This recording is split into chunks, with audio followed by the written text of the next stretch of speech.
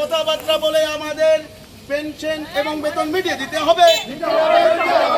আমাদের দাবিতে আমরা অনড় আছি, আমাদের বেতন মিটিয়ে দিতে হবে। বকেয়া বেতনের জন্য রায়গঞ্জ পৌরসভায় অস্থায়ী সাফাই কর্মীদের বকেয়া বেতনের দাবিতে মঙ্গলবার পৌরসভা চত্বরে বিক্ষোভ দেখানো হয়। কর্মীদের অভিযোগ, কারো 6 মাস, কারো আবার 7 থেকে 8 মাস পর্যন্ত বেতন বকেয়া রয়েছে। দীর্ঘদিন ধরে আন্দোলন ও কর্মবিরতির ডাক দিলেও সমস্যার সমাধান হয়নি।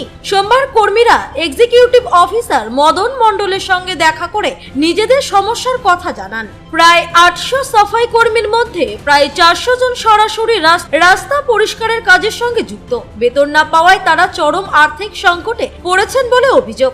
এদিকে নতুন পৌর প্রশাসক হিসেবে মহকুমা শাসক দায়িত্ব গ্রহণের কথা রয়েছে। তার আগেই কর্মীরা দ্রুত বকেয়া বেতন মেটানোর দাবি জানিয়েছেন।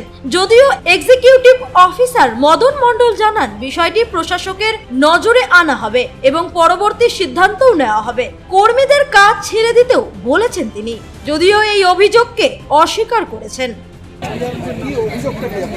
অভিযোগটা হচ্ছে আমরা যে এতগুলো লেবার 5-6 মাস ধরে কাজ করছি, আমাদের বেতন সংক্রান্ত যে বিষয়টা আছে সেটা বিগত দিনের সরকার ছিল তারা আমাদের পেমেন্ট করে যায়। আমাদের প্রত্যেকেই অসহায় অবস্থায় ফেলে রেখে গেছে। বর্তমানে আমরা কাজ করবো কী করে? 6 মাস 7 মাস ধরে যে আমরা বেতন পাচ্ছি না। প্রত্যেকটা পৌরসভার লেবার যারা রাস্তায় গিয়ে কাজ করে, তারা যদি কোনো দোকানে জিনিস আনতে যায় সেখানে তারা জিনিস পায় না, তাদেরকে দূর দূর ছেড়ে করে দেয়। এই সমস্যাটা শুধু রায়গঞ্জ পৌরসভায় হয়ে আছে, অন্যান্য পৌরসভায় সব বেতন ক্লিয়ার রয়েছে। কিন্তু যখন কোনো সরকার এখান থেকে চলে যাবে, তাদের উচিত যে আমাদের বকেয়া বেতন, পেনশনের যে বাকি রয়েছে পেনশন এবং আরও সে বিষয়ে যে বিলগুলো বাকি আছে সবগুলো মিটিয়ে দেওয়া দরকার। তারা মিটিয়ে দিয়ে যায়নি। আজকে আমরা এক্সিকিউটিভ সাহেবের সঙ্গে কথা বললাম, উনি আমাদের তেমন কোনো একটা আশ্বাস দিতে পারছেন না। উনি বলছেন যে আগামী দিন আমাদের এখানে এসডি সাহেব বসবেন, তার সঙ্গে কথাবার্তা বলে এই কিছু সমাধান করবেন। তাহলে উনি বলছে যে আপনারা যদি না পারেন সবার সঙ্গে লড়াই করতে, তাহলে আপনারা কাজ থেকে বিরত নিন, অর্থাৎ কাজ ছেড়ে দিন, এই কথা তিনি বলছেন। আমরা একটা দিনের জন্য অপেক্ষা করছি যে আগামী দিনে আমরা এসডি সাহেবের সঙ্গে কথা বলবো। প্রত্যেক লেবার যারা রয়েছে আমরা এবং অফিস স্টাফ যারা রয়েছে প্রত্যেকে এই জায়গাটায় এসে দাঁড়িয়ে আমাদের যিনি প্রশাসনে থাকবেন তার সঙ্গে কথা বলে বেতন সংক্রান্ত বিষয়টাকে মেটাতে হবে। আজকে তো আপনারা ইওকে ঘেরাও করে বিক্ষোভ দেখালেন দেখলাম। না, এটা ঘেরাও বলতে পারেন না, এটা ঘেরাও না। এটা আমরা এসেছিলাম আমাদের দাবিটাকে শোনাতে এবং আমাদের যে বেতন সংক্রান্ত ব্যাপার আছে সেটাকে আমরা জানাতে এসেছিলাম। এটা কোনো আন্দোলন নয়, এটা কোনো ঘেরাও না। আপনারা কত মাস ধরে বেতন পাচ্ছেন না? আমরা মোটামুটি অনেক লেবার রয়েছে যারা 6 মাস ধরে পাচ্ছে না, অনেক আছে 5 মাস ধরে পাচ্ছে না এবং কিছু কিছু জায়গায় যেগুলো আছে যে 4 মাস এরকম রয়েছে।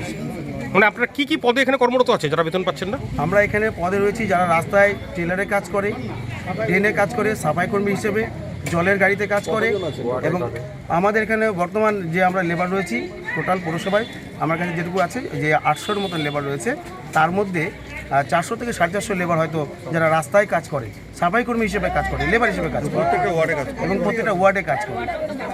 মানে বেতনটা কাদের বাকি? বেতন তো সবারই বাকি। তো আপনারা এখন কি সিদ্ধান্ত নিলেন, কি করবেন এখন? আমরা কালকে এসডিওর সঙ্গে বলবো, বসে নিয়ে আমরা কথা বলে যে আমরা এই বকেয়া বেতনটা পাবো কি। দুজন একসঙ্গে বললাম কর্মীরা বিক্ষোভ দেখাচ্ছেন, ওদের একটা অভিযোগ যে কাজ ছেড়ে দিতে বলা হয়েছে। আপনারা বলেছেন বেতন বাকি আছে, মানে বেতন হয়তো 2-3 মাসের বাকি আছে। অ্যাডমিনিস্ট্রেটর নেই, অ্যাডমিনিস্ট্রেটর কালকে যাবেন, ওনার সাথে কথা বলে কি করা যায় সেটা আমরা। হ্যালো, এরকম কি কিছু বলা হয়েছে যাদের সমস্যা আছে তারা ছেড়ে দিন কাজ? ভাবা কিছু না, তাহলে পরে এখন এই অবস্থায় তারা কি করবে? আপনারা কি সিদ্ধান্ত নিচ্ছেন? না সেটা এখন তো আমি একটু বলতে পারবো না এই মধ্যে। না, তারা কি কাজ কন্টিনিউ করবে? হ্যাঁ, কাজ তো কন্টিনিউ করবে। পৌরসভা জয়েন করেছি। এই তো আর তো কিছু। রায়গঞ্জ থেকে রামকৃষ্ণ দাসের রিপোর্ট, কুলিক নিউজ।